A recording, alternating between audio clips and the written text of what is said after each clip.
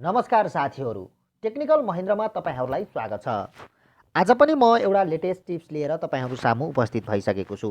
यो टिप्स तपाईँले प्रयोग गर्नुभयो भने अब तपाईँको स्मार्टफोनलाई स्मार्ट तरिकाले चलाउन सक्नुहुन्छ। त्यो पनि तपाईँले आफ्नो स्क्रिनमा नचलाइकन नछोइकन तपाईँले आफ्नो आँखाको रेटिनाको आफ्नो अनुहारको फेसले तपाईँले आफ्नो अनुहारबाट यो चाहिँ चलाउन सक्नुहुन्छ। आजको यो टिप्स निकै नै महत्त्वपूर्ण छ। तपाईँले यो भिडियो अन्तिमसम्म हेर्न भने नभुल्नुहोला। आजको यो टिप्स सुरु गर्नुभन्दा पहिले यदि तपाईँहरूले हाम्रो टेक्निकल महेन्द्रलाई सपोर्ट गर्नुभएको छैन, सब्सक्राइब गर्नुभएको छैन भने आज नै गर्नुहोला। नयाँ र लेटेस्ट ताजा यस्तै लेटेस्ट एन्ड्रोइड स्मार्टफोन सम्बन्धी स्मार्ट टिप्स लिएर हामी हरेक दिन आउने गर्दछौँ। आजको यो टिप्स तपाईँहरूको लागि निकै नै महत्त्वपूर्ण छ। यदि कुनै व्यक्तिको दुईवटै हात छैनन् त्यस्तो अवस्थामा कसरी फेसबुक चलाउने अथवा कसरी तपाईँको फोन चलाउने, कसरी फोनमा कसरी आफूले फोन डायल गर्ने, कसरी काम गर्ने, निकै नै झन्झट हुन्छ। कसैलाई हान्देऊ भन्नुपर्ने स्थिति हुन्छ। त्यस्तो बेलामा कि त खुट्टाले युज गर्नुपर्ने हुन्छ कि त अरूलाई कसैलाई फोन चलाऊ भन्नुपर्ने हुन्छ। यदि कसैको हात छैन, दुईवटा हात छैन भने पनि अब चिन्ता नगर्नुहोस्। यदि हात छ भने पनि चिन्ता नगर्नुहोस्। अब तपाईँले मोबाइल नछोइकन तपाईँले आफ्नै आँखाको इसाराले, आफ्नो फेसको इसाराले तपाईँले आफ्नो स्मार्टफोनलाई स्मार्ट तरिकाले चलाउन सक्नुहुन्छ।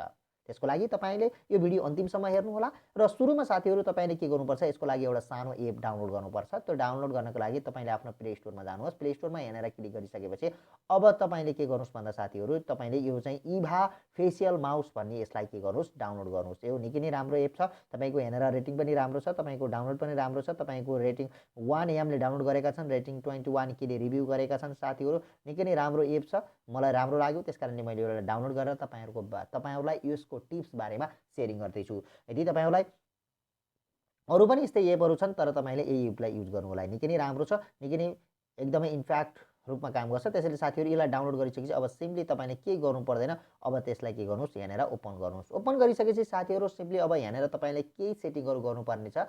त्यो सेटिङ गरिसकेपछि तपाईँको मोबाइल अब तपाईँको आँखाको इसारामा, तपाईँको फेसको इसारामा चल्छ। त्यसको लागि तपाईँले अब यहाँनिर यस्तो एउटा फेसियल यो आउँछ। यसलाई के गर्नु साथीहरू, तपाईँले यहाँनिर क्लिक गरेर यसलाई के गरिदिनुहोस्, अब यसलाई ओके गरिदिनुहोस्। ओके गरिसकेपछि साथीहरू यसलाई चाहिँ यहाँनिर एउटा नोटिस आएको छ, important your device is the running any the Android version period to the 7S nothing must is the advances ever features only the available भन्न खोजेको मतलब यसले 7.0 भर्जनभन्दा माथिलाई मात्रै यसले काम गर्छ। त्यस कारणले साथीहरू तपाईँको चाहिँ त्यो ख्याल गर्नु होला। अब यस्तो पपअप बक्स खुलिसकेपछि यहाँनिर चाहिँ ओपन एक्सेसिबिलिटीमा जानुहोस्। यहाँनिर अब यसलाई के गर्नुपर्छ, हामीले यहाँनिर ओपन गर्नुपर्ने हुन्छ। अब यहाँनिर तपाईँको जुन हाम्रो चाहिँ छ त्यसलाई चाहिँ यहाँनिर चाहिँ हामीले के गर्नुपर्छ, यो इभा फेसियल माउस छ, यसलाई के छ यहाँ अफ छ, यसलाई के गरिदिनुहोस्, अन गरिदिनुहोस्। अन गरिसकेपछि यसलाई के गरिदिनुहोस्, यसलाई ओके गरिदिनुहोस्। ओके गरेपछि साथीहरू अब तपाईँको यो चाहिँ यहाँ काम गर्छ। अब तपाईँले यहाँनिर चाहिँ केही इम्पोर्टेन्ट कुराहरू तपाईँले इनपुट गर्नुपर्ने हुन्छ।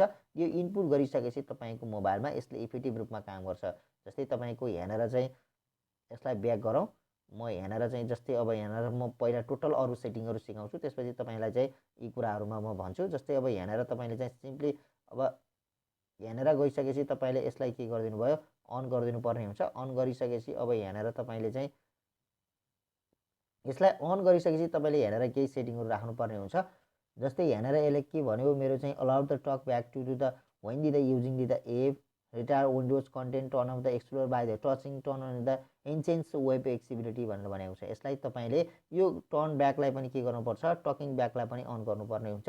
र यस्तै तपाईँले अरू पनि सेटिङहरूलाई अन गर्नुपर्ने हुन्छ। यदि तपाईँले यी सेटिङ सबैलाई अन गरेपछि मात्र यो अन हुन्छ। त्यस कारणले साथीहरू फटाफट तपाईँले ती सेटिङहरूलाई अन गरिदिनुहोस्। अन गरिसकेपछि तपाईँले यसलाई अन गरेपछि तपाईँको आँखामा यसले डिटेक्ट गर्छ। डिटेक्ट गरिसकेपछि साथीहरू तपाईँले चाहिँ यहाँनिर चाहिँ के कुरा पत्ता लगाउन सक्नुहुन्छ भने साथीहरू तपाईँले यहाँनिर भएका कुराहरू तपाईँले अब आँखाले तपाईँको आँखा जता जान्छ त्यतै यो कुरा जान्छ। जस्तै तपाईँले यहाँनिर चाहिँ अब जस्तै यो सेटिङ भइसकेपछि यहाँनिर यहाँ आइसकेको छ साथीहरू, तपाईँको यहाँ माउस आफै अटो चल्छ किनभने यहाँनिर इभा फेसियल माउस नै छ। त्यस कारणले यसले चाहिँ इभाले आफ्नै फेस तपाईँको आँखाको रेटिना फेस डिटेक्ट गरिसकेपछि फेसको आँखा जता जता घुमाउनुहुन्छ त्यतै जान्छ। जस्तै यहाँनिर गइसकेको छ साथीहरू। अब यहाँनिर चाहिँ मेरो कन्ट्याक्टमा म जान्छु, कन्ट्याक्टमा यहाँनिर क्लिक गरेँ। अब यहाँनिर म चाहिँ डायल गरेर देखाउँछु साथीहरूलाई। जस्तै म यहाँनिर चाहिँ डायल किप्याडमा गइसकेपछि साथीहरू, जस्तै अब म यहाँनिर तल आएँ। तल आएपछि अब म यहाँनिर चाहिँ 9 डाउनलोड गरेँ। जस्तै मैले एड डाउनलोड गर्छु त्यस्तै गरी तपाईँले यहाँनिर अरू पनि डाउनलोड गरेर तपाईँले यसलाई कल गर्न सक्नुहुन्छ। आजको लागि यो टिप्स यति नै साथीहरू। तपाईँलाई कति लाग्यो कस्तो लाग्यो? यदि तपाईँलाई मन पर्यो भने सेयर गर्नुहोला, सब्सक्राइब गर्नुहोला। यदि तपाईँहरू हामीलाई लेटेस्ट र नयाँ एन्ड्रोइड मोबाइल सम्बन्धी स्मार्टफोन सम्बन्धी स्मार्ट टिप्स जान्न चाहनुहुन्छ भने तपाईँहरू हामीसँगै रहनुहोला। आजको लागि टेक्निकल महेन्द्रबाट बिदा हुन्छु। तपाईँहरूलाई यस्तै लेटेस्ट नयाँ टिप्स लिएर आउने नै छु। तपाईँहरू भने हाम्रो टेक्निकल महेन्द्रलाई हेर्दै गर्नुहोला। नमस्कार।